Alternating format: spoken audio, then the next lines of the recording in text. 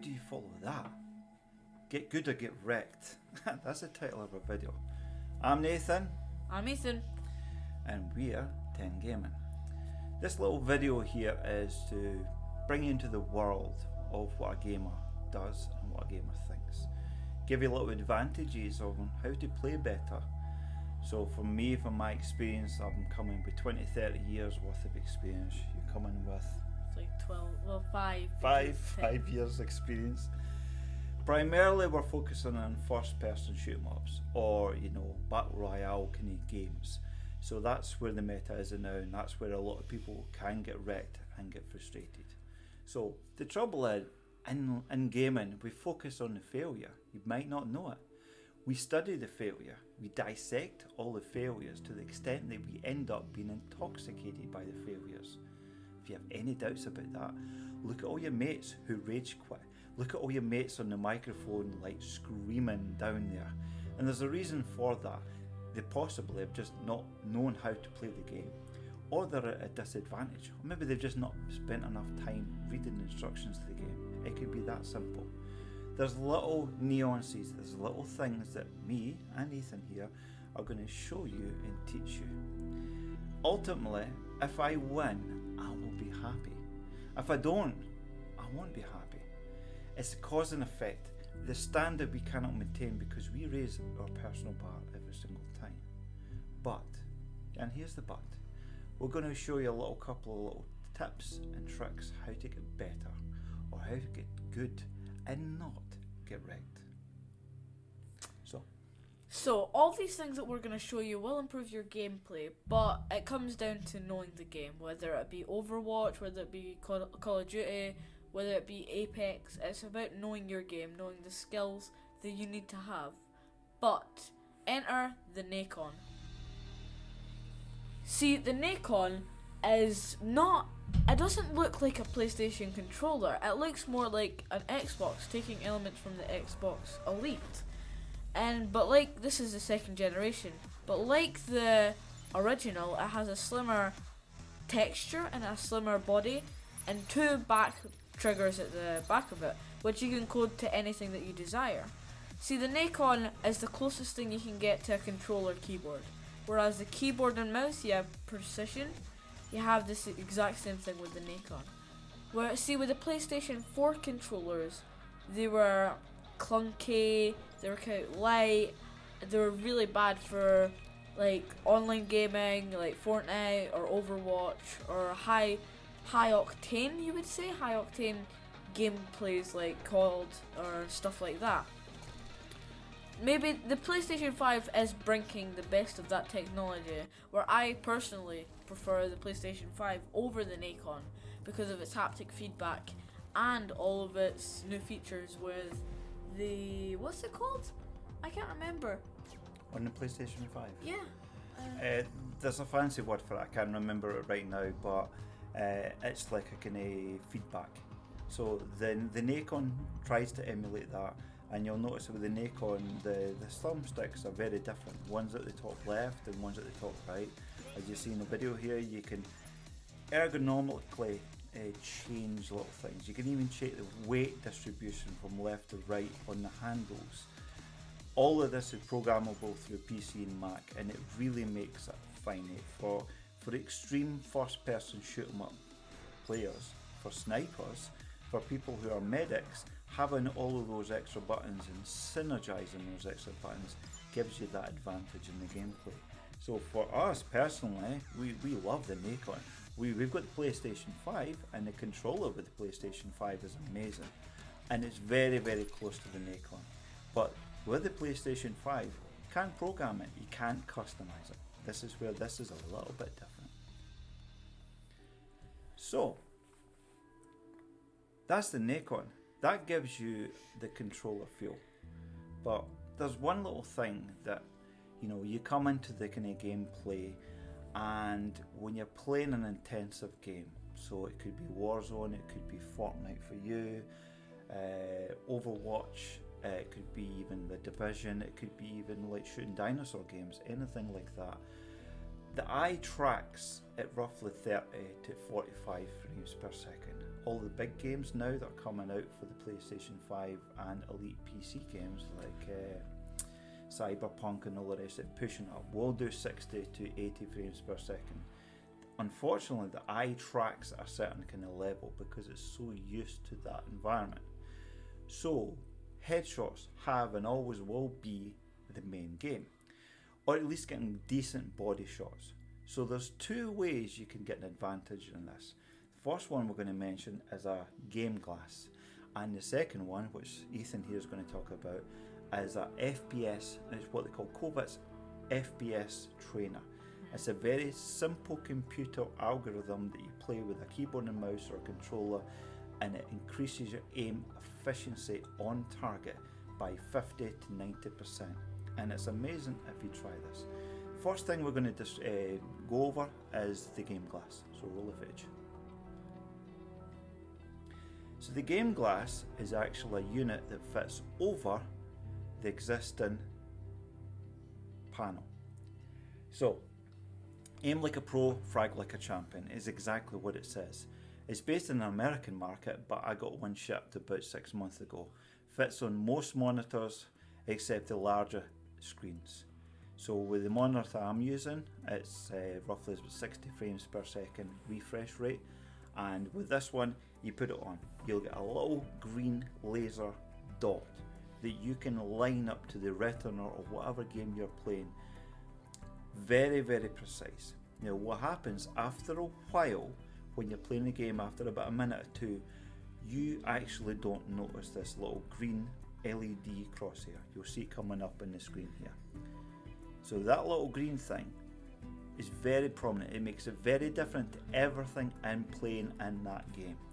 So when you're playing that game, you don't notice it, but your eye tracks it, your eye notices it, and you automatically always put the aim towards that. So that's your crosshair on whatever gun you're shooting. That means you're lining up. My efficiency, I've tracked this with timing, with a calculator, my efficiency went up about 75%. I was hitting more headshots, more body shots, cleaner, aim, sight, everything. It's a very simple thing, and it's using glass technology and a laser. So you set it up to like a battery pack and it gives you a precision aim. Now what the next thing we're going to do is we're going to talk about this. So yeah, this is basically Kovac's. So what it does, it helps you train your aiming skills. So this is especially important if you're the sniper of the team, or it won't really apply to people who like get right into the front lines with a shotgun, with an AR, or with a minigun, something like that. It won't work for you. But for these people that really want to train their aim, so it is absolutely perfect, this is the game for you. Sadly, it's only available on PC, it's not on PlayStation, it's not on Nintendo, and it's not on Xbox, but I'm sure that you can find something similar to this. But if you like playing tournaments or you playing stuff like that, and you really want to improve and you genuinely want to be good at the game, I would recommend investing like 10-15 minutes out of your day just to play this, and trust me, it does miracles. So yeah, Kovac's great. It's a great software. Trust me when I say this. I love it, and it's especially good for snipers, people with ARs, stuff like that. So yeah.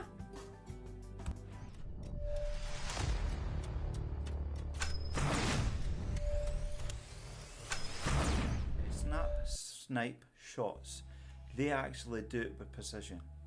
To a lot of players, they're thinking, he's cheating, he's using some kind of form of Chronos Max and so forth, he's scripting it, when actually the player is just really good at snapshotting. He can know where the target is, he ignores all the peripherals, ignores all the nonsense that's going on, all the visuals and stuff. He's trained his eyes to look and observe. Now the FPS shoot 'em up, the little gizmos that you can get on a PC, that gives you precision. Now, like everything else, when you read instructions, when you get a new toy, you have to read instructions. So with a new game, a lot of people bang into the game and they don't read the instructions. So when you're playing with people who are advanced players, who synergize these balls, so knows the recycle of the guns, know the recharge, know how to jump, how to hide, how to duck, how to roll, and you wonder how can these players play so good. They do various things. They use either the Nacon or they use scuffs. They've certainly used the Kobat's aim trainer. They're possibly using Game Glass, and some of them might be using Cronus Max and cheating, absolutely. But then again, most of them, all the elite players who play in the tournaments, they can't cheat. They cannot get away with it because they're very highly regulated. But they've trained themselves to be very, very good at that game. And there are little mechanisms that can train you to be a better game. So right now here in the top left right hand corner here, there's control freaks. These are little silicone things you can add to your thumbsticks. Now they give you an advantage in the gameplay because one, you don't slip, you've got a little bit more precision. There's other controllers like we've explained. There's the Kovats, there's the Game Glass. All these little elements just enhance your gameplay. Now, that's all well and good. But how's your setup? How's your architecture? Do you have the PlayStation or your Xbox just below your TV? How's your posture? How are you sitting? We use the gaming chairs. Ethan's sitting in the gaming chair there now. He reclines at an angle that's precise for him. He'll play a game for maybe 40 minutes, but no more, because after a certain period of time, your attention span goes down. Your eye tracking goes down. So there's a little thing, your architecture. You have to align your architecture. You can only play best at a certain level of time. By all means, take the advantages around you. Look around here. All the links to the things will be down below for the Kovats, for the Nacon, for Game Glass, for Control Freaks. Just search the web, search on all the kind of normal kind of channels for them, and they give you an advantage. One, it goes full circle. Because I was explaining about failure and how we study failure, how we dissect failure. So you want to be happy when you play the game. From my experience, when I play a game, I'm content. I enjoy the game. I hardly and rarely get rage quit. When I get frustrated with the game, I go back and extract, what am I doing wrong? Am I just not reading instructions? Am I not taking time? So for me, I'll buddy up with some people in an element and an open practice round. For Ethan, you play it with your buddies, and you know you'll find out an empty part of the arena and you'll practice. That's what you want to do. So how do you build your architecture of your gameplay? If you put the whole package together, you can get total satisfaction. So get good or get wrecked. You got to challenge your gameplay. When you look in the mirror, it will give you confidence to know that you've done this. These little things that we're teaching you in the now, these little kind of add-ons, additions, they'll enhance your gameplay. You'll always remember the stuff that you earned, not just given. So when you play those battles, when you play your battles, when you have a really great game, do you get a satisfaction from that game? Winning. Yeah. So when I play that, we get a total satisfaction of actually achieving, being the best in the game without that rage quit. So Ethan's going to describe our setup here. This is like a roll out with a little video of our gaming setup, because some of you guys will be curious what we actually play on. So we're going to roll the footage and then we're going to talk about that. So as you can see here, we've got a 55-inch LED TV, which we have hooked up to a Fire Stick TV, which gives us all the Disney Plus, that gives us Netflix, Amazon Prime, and that's what we use for our movies and whatnot. But we also have, as you can see below, a 22-inch, a computer scale monitor, which is the monitor that we usually use to basically play the PS4, the PS5. It's your main monitor for your gaming, whereas you'll take your gaming chair out, the one that I was sitting in the video, and you'll sit there and you'll play a game for about an hour, 2 hours. And as you can see, we've got a PS4 on the left, we've got PS3 on the right for some retro games, stuff like that. You've got we've got the brand new PS5 down below, as you can see there. And actually, hidden behind all of this, we have our BT broadband internet and a digital printer, which is hidden behind the 22-inch monitor, which is very useful so it doesn't look all messy. And all of our wires behind the wall, as you can see, it's more of a curve in the wall. All our wires, all our plugs are hidden behind there. And we've also got the Wii and the Mac and the Apple Mini Mac, which are on the Wii portholes, like porta pigeons, what would you call it? But yeah, they're in there for more retro games. You know, the Wii's like one of the best consoles ever because it was more family based.